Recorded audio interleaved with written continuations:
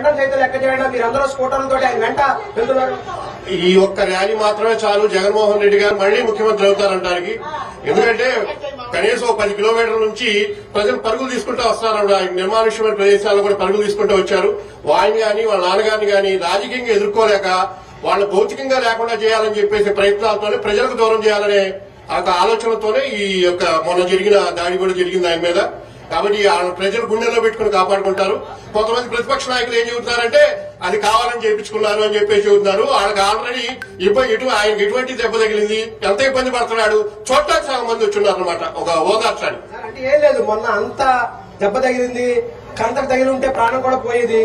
ఇటువంటి సందర్భంలో ఆయన ఒక 2-3 రోజుల పాటు రెస్ట్ ఉండాలంటే కేవలం ప్రజల కోసం కేవలం ఒక రోజు మాత్రమే విరామం తీసుకుని మళ్ళీ ఆయన యాత్ర కొనసాగిస్తున్నారు. ఎలా అనిపిస్తుంది అంటే ప్రజల కోసం ఆయన పడుతున్న తపన కావచ్చు, 4 నెలల పాలనలో ఆయన ప్రజల కోసమే ఆయన పరిపాలన చేయడం కావచ్చు, ఏమనిపిస్తుంది?